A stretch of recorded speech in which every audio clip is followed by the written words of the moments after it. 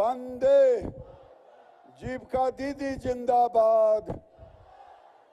बहुत बहुत धन्यवाद।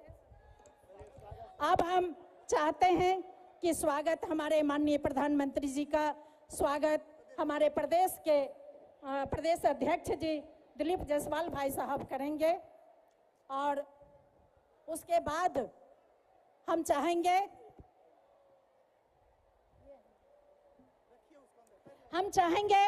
कि यहाँ के सांसद और हमारे केंद्रीय मंत्री गिरिराज जी जो अभिभावक भी हैं और बेगूसराय का नेतृत्व करते हैं, उनसे मेरी आग्रह है कि छठ का समय है, छठ का मेमेंटो और अंग वस्त्र से उनका स्वागत करेंगे।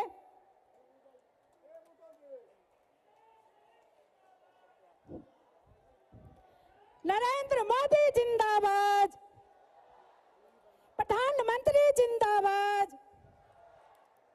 प्रधानमंत्री जिंदाबाद, प्रधानमंत्री जिंदाबाद। अब चाहते हैं कि मखान का माला भी रखा हुआ है और सभी एनडीए घटक के जितने भी हमारे अभिभावक हैं सभी मिलकर हमारे माननीय प्रधानमंत्री जी का स्वागत करेंगे। साथ में जिला अध्यक्ष महोदय भी सारे रहेंगे।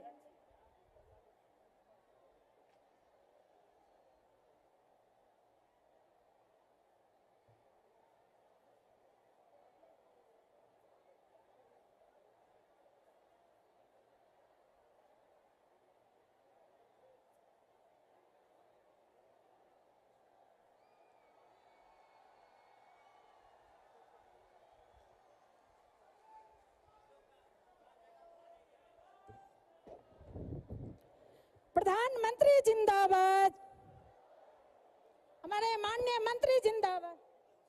अब हम चाहते हैं कि प्रदेश अध्यक्ष दिलीप भाई साहब आकर के और हमारे माननीय प्रधानमंत्री जी का स्वागत भाषण दें। धन्यवाद।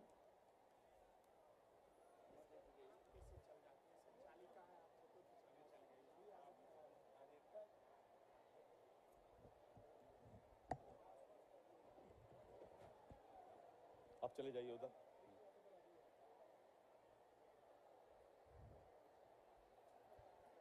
आज पूरे दुनिया के सर्वाधिक लोकप्रिय नेता और भारत के यशस्वी प्रधानमंत्री जी का बेगूसराय आगमन हुआ है। मैं आदरणीय प्रधानमंत्री श्री नरेंद्र मोदी जी का बिहार प्रदेश के अध्यक्ष के नाते पूरे बिहार प्रदेश की ओर से मंच पर हार्दिक अभिनंदन और हार्दिक स्वागत करता हूं। प्रधानमंत्री महोदय, बिहार की जनता आपसे बहुत प्यार करती है और जिस तरह से बिहार के जनता की चिंता प्रधानमंत्री महोदय आप करते हैं और विगत 11 वर्षों में बिहार को जो आगे ले जाने में एनडीए की सरकार और आपका नेतृत्व ने जो प्यार दिया है, हम बिहार की जनता इस बात को दिल से लगा करके रखे। प्रधानमंत्री महोदय, आपके द्वारा बिहार को विशेष पैकेज दिया गया। बिहार कैसे तरक्की करे, बिहार कैसे आगे बढ़े, इसकी चिंता की गई और जो हमारे मुख्यमंत्री श्री नीतीश कुमार जी हैं, उनके लिए आपने केंद्र से बजट और धन का पिटारा खोलने का काम किया। प्रधानमंत्री महोदय, मैं एक बात बताना चाहता हूं, जिस तरह से आपने पूरे देश के अंदर और बिहार में महिला सशक्तिकरण का काम किया, महिलाओं को जो आधी आबादी हमारे महिला हैं, उनको आपने जो सशक्तिकरण करके आगे बढ़ाने का काम किया है, आज देश और बिहार की महिला इस बात को लेकर के प्रधानमंत्री महोदय आपके प्रति कृतज्ञ हैं। जो एक सबसे बड़ा काम प्रधानमंत्री महोदय आपके द्वारा किया गया, 2014 में जब आप आए थे और 2014 के लोकसभा में जब आपका प्रचार अभियान चल रहा था, तो आपने वादा किया था कि बिहार के घर घर में हम बिजली पहुंचाने का काम करेंगे। आपने उस वादा को पूरा किया और घर घर तक बिहार में बिजली पहुंचा। और उससे भी बड़ा जो एक बहुत बड़ा काम किए आप प्रधानमंत्री जी, इज्जत घर, शौचालय घर घर तक बनवा के हमारी बिहार की महिलाएं सुबह से शाम तक सूरज के डूबने तक इंतजार करती थी शौच जाने के लिए, और इसके चलते महिलाओं को बहुत सारा रोग होता था, रोग झेलना पड़ता था। लेकिन आपने जो इज्जत घर और शौचालय बनवाने का काम किया है, देश और बिहार की महिला कृतज्ञ है कि आपने महिलाओं को जिंदगी जीने का अवसर दिया है प्रधानमंत्री जी। और आज बिहार के जनता को 125 यूनिट बिजली फ्री मिल रहा है। और बिजली, मुझे याद है आज से करीब 20 साल पहले जब रामायण और महाभारत का सीरियल लोग देखने के लिए इंतजार करते थे रविवार का, तो लोगों को बैटरी चार्ज करवा करके टीवी देखना पड़ता था। लेकिन आज 24 घंटा बिजली रहता है। प्रधानमंत्री जी महोदय, आपकी ये कृपा है। और विशेष करके जो बिहार में रोड बना है, बिहार में पुल पुलिया बना है, और बिहार का जो है शैक्षणिक वातावरण अच्छा हुआ है, युवाओं को रोजगार मिला है, महिलाओं का सशक्तिकरण हुआ है, गरीब को उनको जो है कल्याण हुआ है, और विशेष करके युवाओं को जो आगे बढ़ाने का आपने काम किया है, बिहार की मतदाता ने मन बना लिया है फिर से एक बार एनडीए की सरकार लाना है। आज बिहार की जनता और देश की जनता प्रधानमंत्री नरेंद्र मोदी जी के गारंटी पर विश्वास करता है। जिस तरह से आपके गारंटी पर बिहार आगे बढ़ रहा है और विकसित बिहार का सपना पूरा होगा, प्रधानमंत्री महोदय, यहाँ की जनता और विशेष करके हमारी महिला बहनें आपके प्रति अपनी जो है आस्था जाहिर करती है।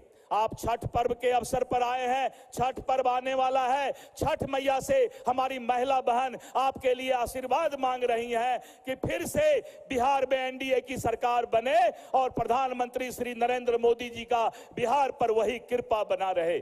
इसलिए मैं प्रधानमंत्री महोदय आपका हृदय से अभिनंदन करता हूं कि बिहार में कानून का राज है और 6 नवंबर को इस क्षेत्र में चुनाव होने जा रहा है। लोग आपको और आपके गारंटी पर विश्वास करके फिर से एनडीए की सरकार बनाएंगे, क्योंकि वो देख रहे हैं कि सामने जो महागठबंधन है, जिसका नया नाम हो गया है महालठबंधन, लाठी चलाने का काम कर रहा है, सीट के बंटवारा में लाठी चलाने का काम कर रहा है, और फिर से बिहार में जंगल राज पार्ट 2 लाने के प्रयास कर रहा है। लेकिन सभी लोग जानते हैं कि ये भेड़िया का खाल पहना हुआ जो विपक्ष और महागठबंधन है, ये बिहार में फिर से जंगल राज लाने का काम करेगा।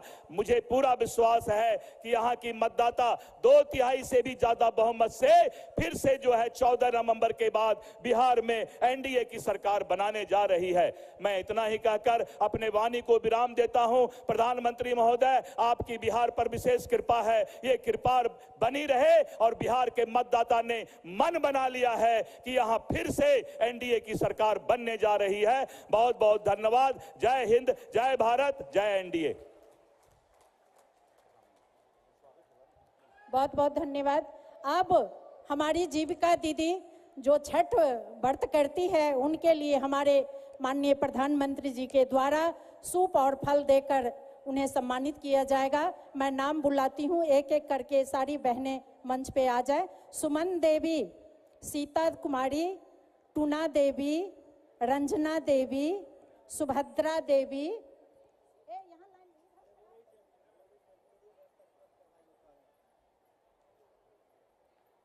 मोना देवी, निशा रानी, अनीता देवी, रेणु कुमारी, रेखा देवी, रेणु देवी, ये सभी हमारी मातृशक्ति को हमारे माननीय प्रधानमंत्री जी के द्वारा सूप दे करके उन्हें स्वागत किया जाएगा। छठ पर्व जो हम बिहार वासियों की एक पहचान है, इस पर्व के प्रति जब हमारे माननीय प्रधानमंत्री जी मुख्यमंत्री थे गुजरात के, उस समय भी हम बिहार वासियों के लिए उनके दिल में एक स्नेह था।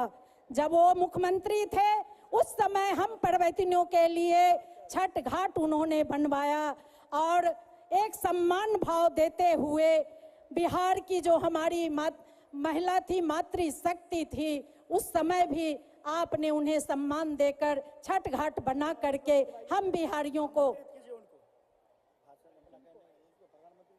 और अब मैं अपने माननीय गिरिराज जी जो यहाँ के सांसद भी है, केंद्रीय मंत्री भी हैं, हम उन अभिभावक को कहना चाहते हैं कि आप आए और हमारे काफी देर हो गई है, सॉरी, हमारे अब गिरिराज जी जो हमारे अभिभावक हैं वो नहीं बोल करके आपके बीच वो हमेशा रहते हैं। हम सभी चाहेंगे हमारे माननीय प्रधानमंत्री जी ही अपनी मुखवाणी से हम लोगों को नारा लगाइए, नारा। प्रधानमंत्री जिंदाबाद, जिंदाबाद जिंदाबाद नरेंद्र मोदी जिंदाबाद। जिंदाबाद जिंदाबाद।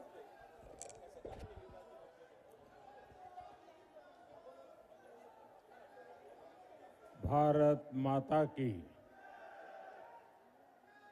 भारत माता की, भारत माता की। सिमरिया धाम और माता मंगला देवी की इस पावन धरती पर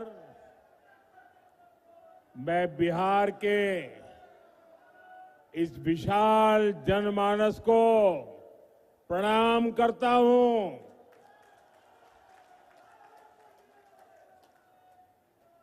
हम तोहरा सबका प्रणाम करे छियो।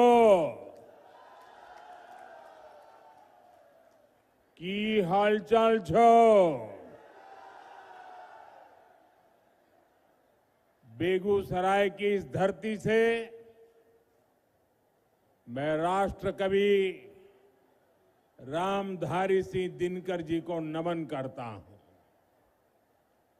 मैं बिहार केसरी श्री कृष्ण सिंह, श्री बाबूजी को भी आदरपूर्वक प्रणाम करता हूं। साथियों, मेरा सौभाग्य है कि छठ महापर्व की इस शुभ बेला में आप सभी परिवारजनों के बीच आप सबके दर्शन करने का अवसर मिला है। मेरी कामना है कि छठी मैया का आशीर्वाद बिहार पर, हम सभी पर इसी तरह बना रहे। साथियों, जब छठी मैया की पूजा की बात आती है तो शारदा सिन्हा जी को याद करना स्वाभाविक है। और शारदा जी तो बेगूसराय की बहू थी।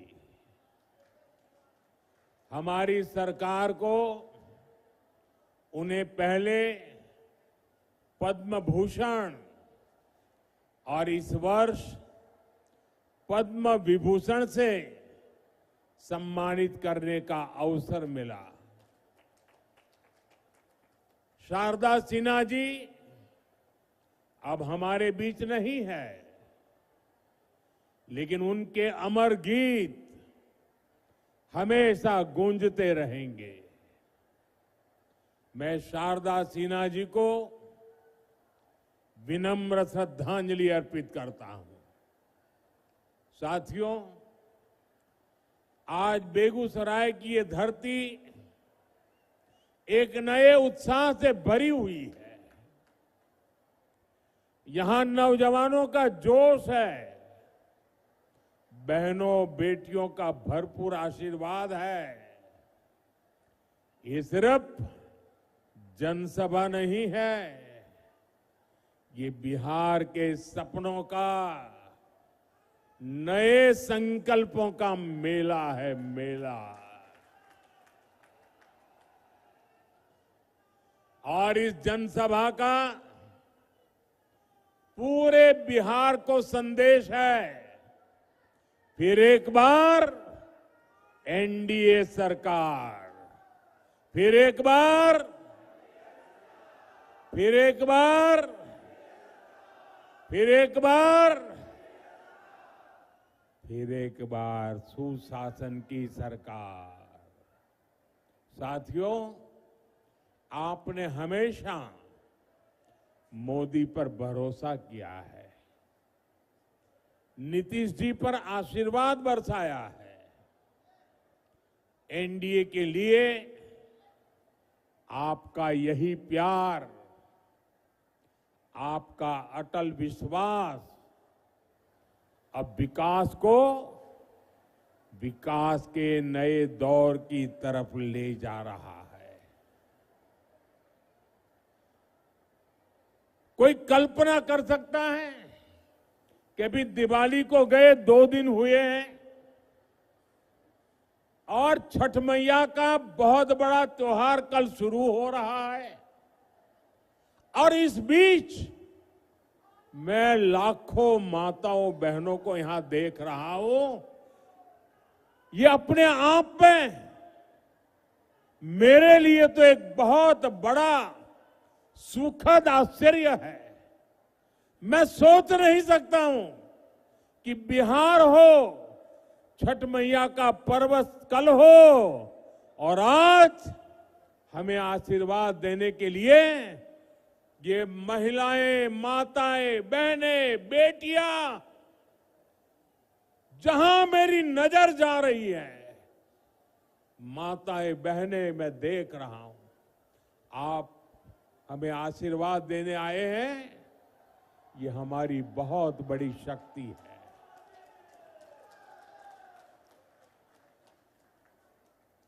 बिहार के मेरे भाइयों बहनों, हमने जंगल राज को सुशासन में बदला।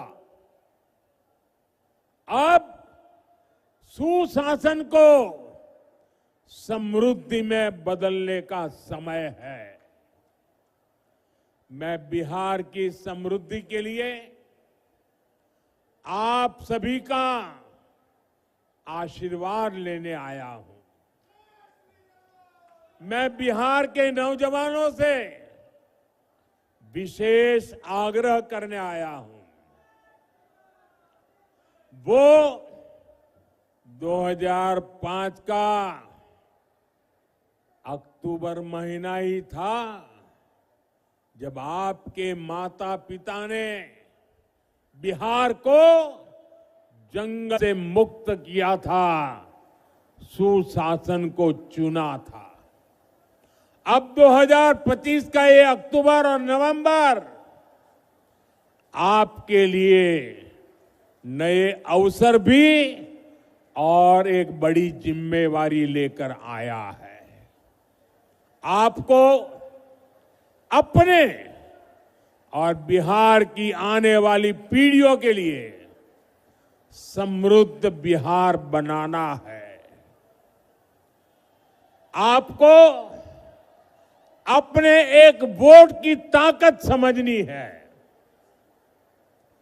आपके एक वोट से ही बिहार की समृद्धि तय होगी। विकसित भारत बनाने का संकल्प मजबूत होगा। साथियों, जब से बिहार चुनाव की घोषणा हुई है, तब से हम एक चीज साफ साफ देख रहे हैं। एक तरफ एनडीए है, नीतीश जी, मांझी जी, उपेंद्र जी, चिराग पासवान जी, ये सूझबूझ से भरा हुआ नेतृत्व है। इसको भाजपा की हमारी टीम, दिलीप जी, सम्राट चौधरी जी, विजय सिन्हा जी से और मजबूती मिलती है। वहीं दूसरी तरफ लाठियां भाज रहा महागठबंधन है। ये लोग कैमरे पर आकर कुछ भी बोले, लेकिन पीठ पीछे एक दूसरे की खाल खींच रहे हैं। इस महागठबंधन में, महागठबंधन में अटक दल है, लटक दल है, भटक दल है, झटक दल है और पटक दल है। आरजेडी बीते 2 दशक में कोई चुनाव नहीं जीती, लेकिन अपने अहंकार में अटकी हुई है। इसी अहंकार में इन्होंने जेएमएम को झटक दिया। कांग्रेस 35 साल से बिहार में आरजेडी की पिछलग्गू बनी हुई है। इस बार आरजेडी ने उसको फिर पटक दिया। इन लोगों ने वीआईपी को भी भटका दिया। जो लेफ्ट के दल है उनको लटका दिया। साथियों, जब स्वार्थ हावी होता है, लूट खसूट ही लक्ष्य होता है, तो वही होता है जो आरजेडी कांग्रेस वाले कर रहे हैं। ये लोग पहले टिकट बेचते हैं, फिर घोटाले करते हैं। आप देखिए तो सही, एक आरजेडी का परिवार है जो बिहार का सबसे भ्रष्ट परिवार है, और ज्यादातर लोग अदालत से जमानत पर निकल करके बाहर खड़े हैं। जमानत पर जीने के लिए मजबूर है। दूसरी तरफ कांग्रेस का एक परिवार है जो देश का सबसे भ्रष्ट परिवार है।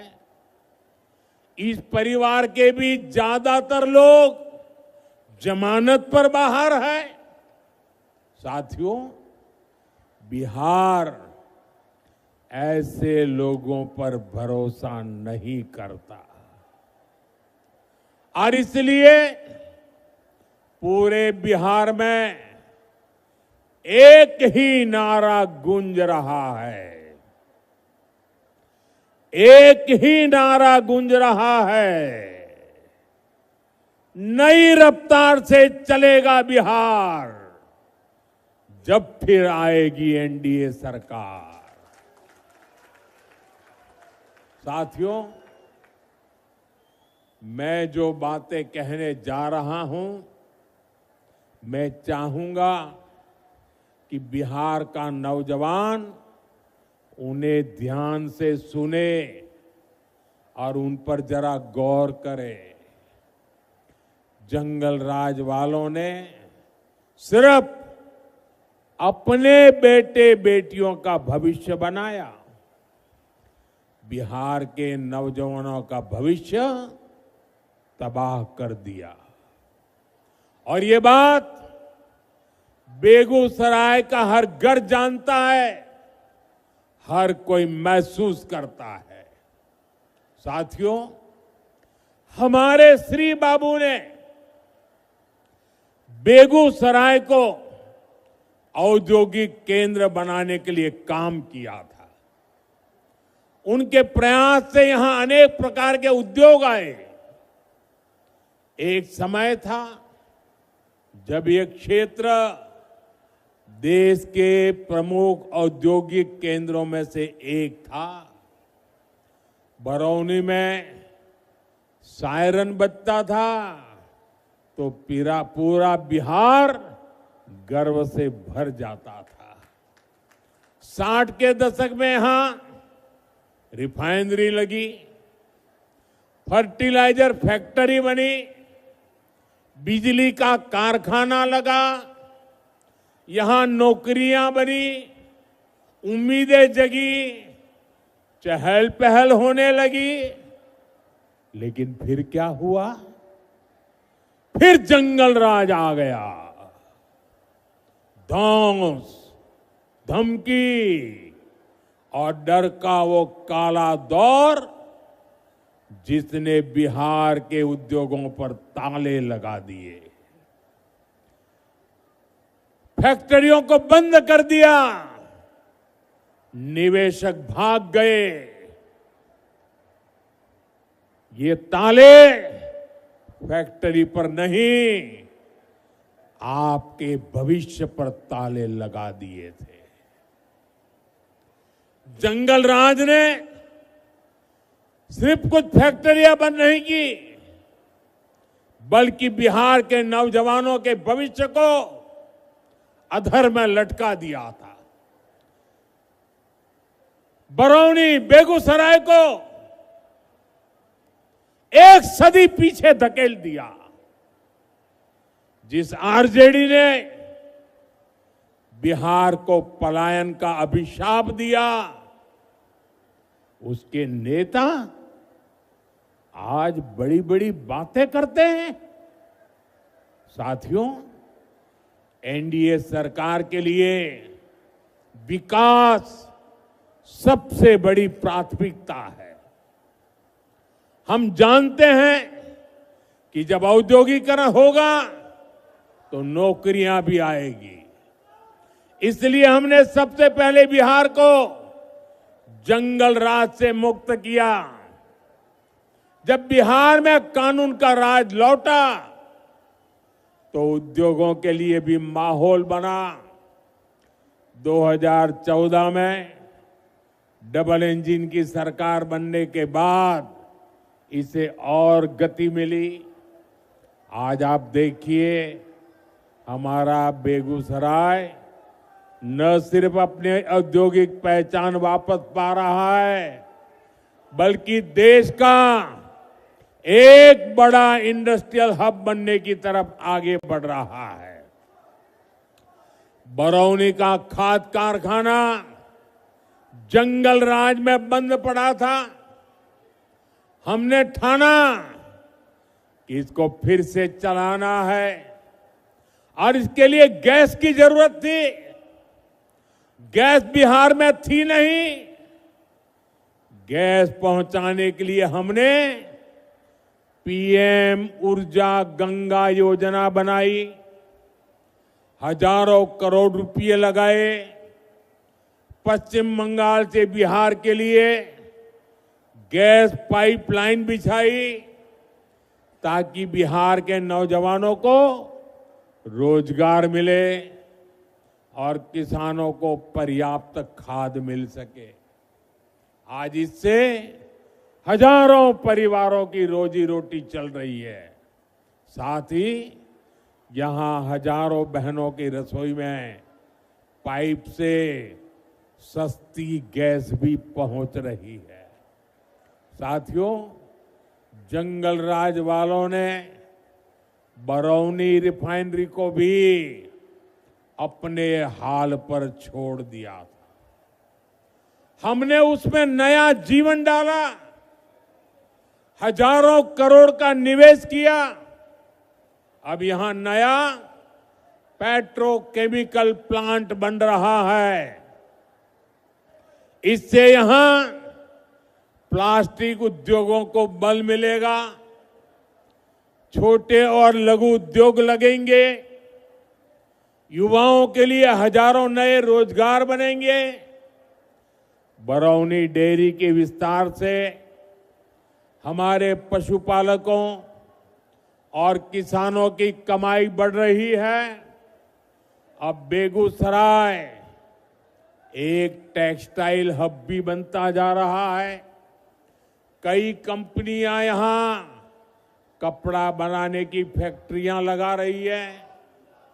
बेगूसराय में एक के बाद एक मल्टी ब्रांड शोरूम खुलते जा रहे हैं। बड़ी बड़ी कंपनियां यहां आ रही है। बड़ी बड़ी गाड़ियों के शोरूम यहां खुल गए हैं। अच्छी बिजली सप्लाई ने यहां के उद्योगों को नई ताकत दे दी है। और इतना ही नहीं, मुझे कोई कह रहा था कि मिठाई की इतनी ज्यादा दुकानें खुल गई है कि पूछो मत। साथियों, नीतीश जी के नेतृत्व में बीते सालों में करीब 50 लाख रोजगार बिहार में बने हैं। शिक्षा हो, पुलिस हो, हेल्थ हो, सब जगह रिकॉर्ड भर्तियां की गई हैं। आने वाले 5 सालों में इससे भी अधिक रोजगार बने, ये संकल्प लेकर हम चल रहे हैं। हम बिहार के जिले जिले में मेडिकल कॉलेज बना रहे हैं। यहां बेगूसराय मेडिकल कॉलेज पर भी काम चल रहा है। गांव गांव आयुष्मान आरोग्य केंद्र बन रहे हैं। इससे doctor, nursing staff, paramedical staff, ऐसे अनेक रोजगार बनेंगे। साथियों, आपको याद रखना है, आरजेडी कांग्रेस का नाम सुनते ही ये निवेशक भाग जाते हैं। जो नौकरी का लालच देकर गरीब का खेत अपने नाम लिखवाते हैं, ऐसे लोग नौजवानों को कभी नौकरी नहीं देंगे। अच्छा साथियों, आप इतनी बड़ी तादाद में यहां हैं, आप मेरा एक काम करेंगे? सबके सब जरा बताओ, मेरा एक काम करेंगे? ऐसे नहीं, जोर से बताओ। तो एक काम करिए, आपके पास मोबाइल तो होगा ही होगा, जरा मोबाइल फोन बाहर निकालिए। जरा मोबाइल फोन बाहर निकाल करके जरा मोबाइल की लाइट जला दीजिए।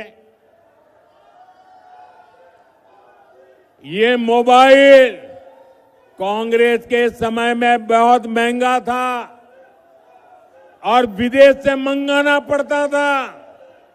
कांग्रेस के समय में देश में मोबाइल बनाने वाले, जरा आप आवाज बंद करो भाई, आपका उत्साह मैं समझता हूं, जरा आवाज बंद करो। मोबाइल फोन बनाने वाली कांग्रेस के जमाने में सिर्फ 2 फैक्ट्रियां थी। आपकी लाइट चालू रखो। अब देश में मोबाइल फोन बनाने वाली 200 से ज्यादा फैक्ट्रियां हैं। भाजपा एनडीए सरकार की वजह से आज डेटा भी बहुत सस्ता हो गया है। इस वजह से बिहार में युवाओं को कंटेंट क्रिएशन का नया मार्केट मिला है। आज बिहार में मोबाइल, ये प्रकाश हर कोई देख रहा है। अब मैं आपसे पूछना चाहता हूं, आप मुझे बताइए साथियों, बिहार के लोगों के हाथ में जब इतनी रोशनी चमक रही है तो बिहार के लोगों को लालटेन की जरूरत है क्या?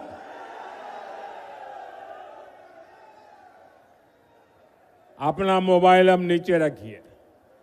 साथियों, किसी भी क्षेत्र का, किसी भी राज्य का विकास तभी हो सकता है जब सोच दूरगामी हो, इरादा पक्का हो और नियत साफ हो। आरजेडी कांग्रेस तो खुद ही अपने आप में एक समस्या है। इनके पास बिहार की समस्याओं का न कभी समाधान था और न कभी होगा। ये संवेदनहीन लोग हैं। ये वो लोग हैं जो बाढ़ आने पर भी गरीबों का मजाक उड़ाते हैं। साथियों, इनकी ऐसी ही सोच ने दशकों तक बिहार को उत्तर और दक्षिण बिहार में बांटे रखा। गरीब, दलित, पिछड़े, अति पिछड़े को जान पर खेलकर गंगा जी को पार करना पड़ता था, या फिर कई 100 किलोमीटर लंबा रास्ता तय करना पड़ता था। लेकिन इन्होंने गंगा जी पर नए पुल बनाने के लिए काम नहीं किया। साथियों, नरेंद्र और नीतीश के लिए तो आपकी सुविधा, आपका जीवन ही हमारे लिए सबसे ऊपर है। एनडीए सरकार ने बिहार की कनेक्टिविटी पर बल दिया। कहीं हाईवे बन रहा है, कहीं एक्सप्रेस वे बन रहा है। आप देखिए, बीते 10-11 वर्षों में गंगा जी पर कितने सारे पुल बने हैं। मुंगेर को खगड़िया और बेगूसराय से जोड़ने वाले श्री कृष्ण सेतु से इस पूरे क्षेत्र के लोगों को फायदा हुआ है। साथियों, 7 दशक तक ये क्षेत्र राजेंद्र सेतु पर निर्भर रहा। हमारी सरकार ने इसके बगल में ही 6 लेन का एक आधुनिक ब्रिज बनाया। इसके लोकार्पण का सौभाग्य मुझे ही मिला। उस समय जनता के चेहरे पर जो खुशी थी वो मैं कभी भूल नहीं सकता। उनका बरसों पुराना सपना साकार हुआ था। साथियों, इस नए पुल ने उत्तर और दक्षिण बिहार के बीच की दूरी को करीब 100 किलोमीटर कम कर दिया है। इससे सिमरिया धाम आना जाना भी आसान हुआ है। जो हजारों कल्पवासी जो कार्तिक मास में सिमरिया घाट जाते हैं, उनको बहुत बड़ी सुविधा मिली है। साथियों, आप मोदी को भली भांति जानते हैं। ये आपका मोदी चांदी का चम्मच लेकर पैदा नहीं हुआ है। मोदी गरीबी में रहा है, उसने गरीबी के दुख दर्द को सहा है। और इसलिए आज जब देश के गरीब ने मोदी को सेवा का अवसर दिया है, तो पूरी शक्ति से, पूरी ताकत से देश में गरीब को मदद पहुंचा करके गरीबी को इस देश में खत्म करने का पूरा प्रयास कर रहा है। गरीब के लिए पक्का घर सपना होता है। हमारी सरकार ने 11 साल में 4 करोड़ से ज्यादा पक्के घर बनाकर मेरे गरीब परिवारों को दिए, और इसमें से 60 लाख पक्के घर यहां बिहार के मेरे गरीब परिवारों को मिले हैं। हर गरीब को घर का चूल्हा जलता रहे, इसलिए मोदी मुफ्त अनाज देता रहता है। हर गरीब को मुफ्त इलाज, मुफ्त बिजली कनेक्शन, मुफ्त गैस कनेक्शन, सस्ती गैस, ये सिर्फ सुविधाएं नहीं, ये सम्मान भरा जीवन देने वाली जरूरतें हैं। और इसका सबसे अधिक फायदा दलित, महादलित, पिछड़े, अति पिछड़े परिवारों को हो रहा है।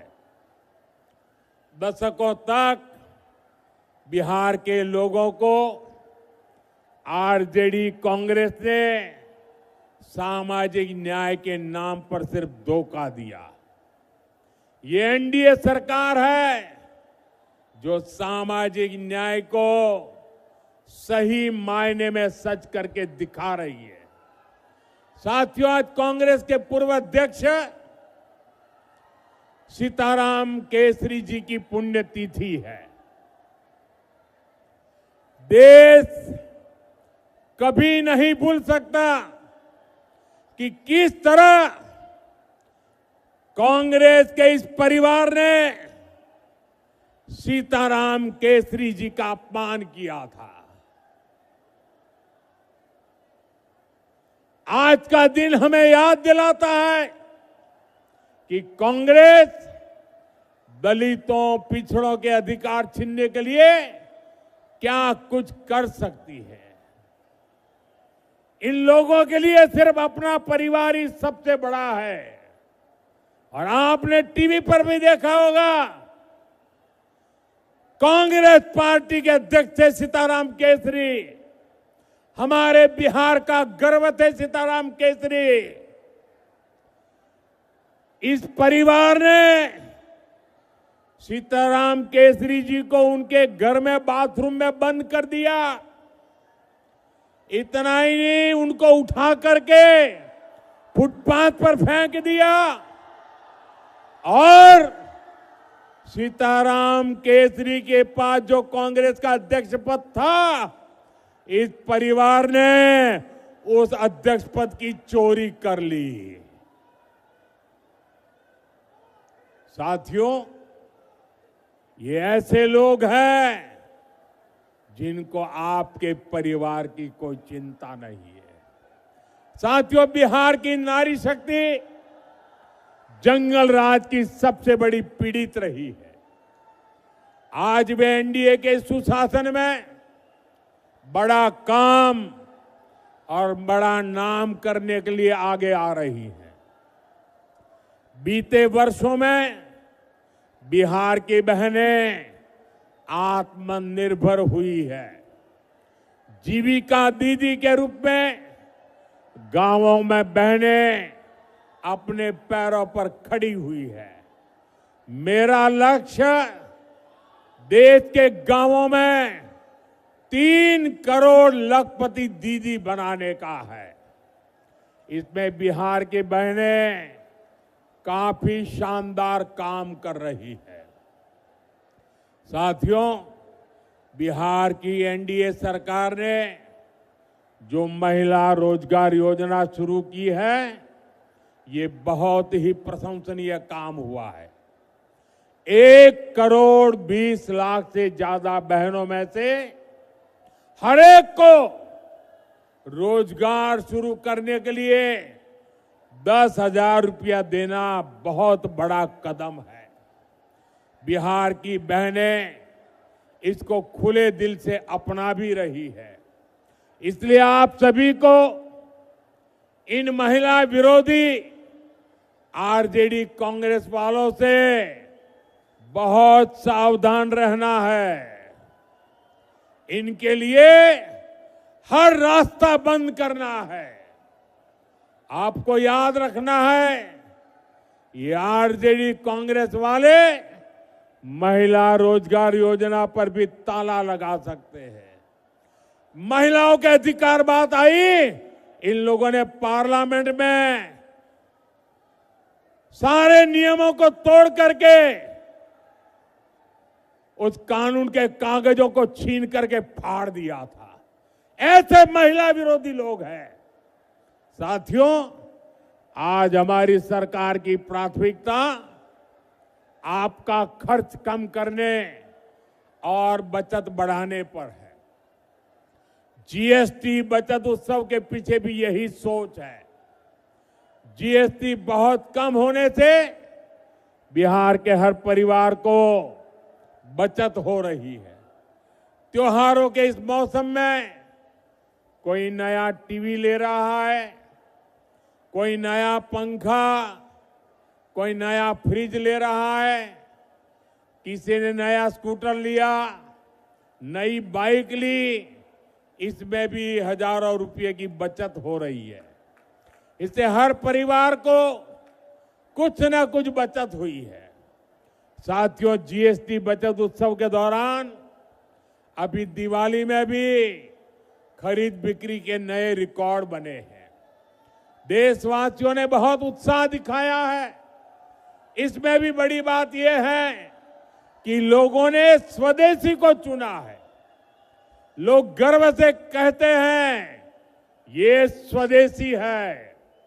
एक रिपोर्ट बताती है कि देश में करीब 90% खरीदारी स्वदेशी चीजों की हुई है।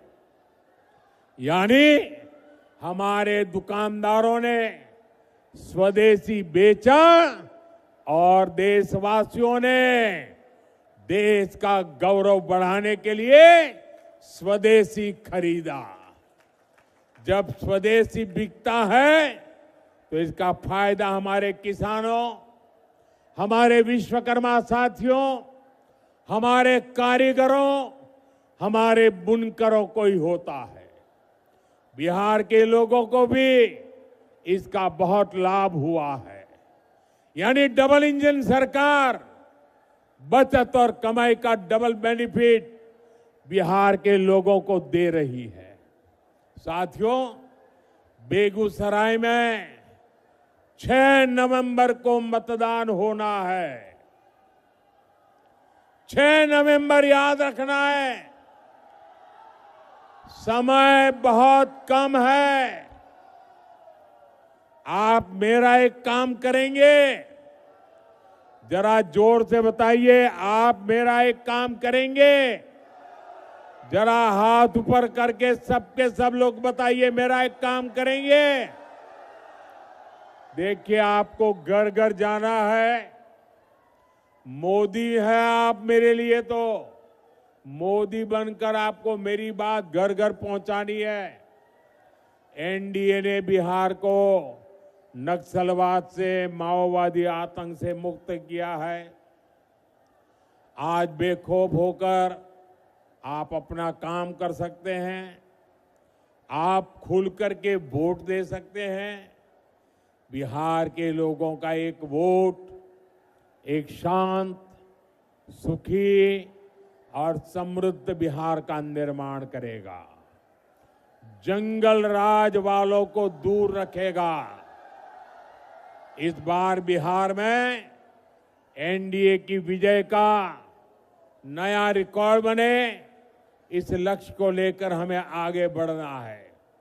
साथियों, मेरा एक आग्रह और है, आप जब घर घर जाएं तो हर परिवार में जाकर के बड़े बुजुर्गों को बताना कि अपने मोदी जी बेगूसराय आए थे और मोदी जी ने परिवार के सबको छठ महापर्व की शुभकामनाएं भेजी हैं। एक बार फिर इतनी विशाल संख्या में यहां आकर हमें आशीर्वाद देने के लिए मैं आपका बहुत बहुत आभारी हूं।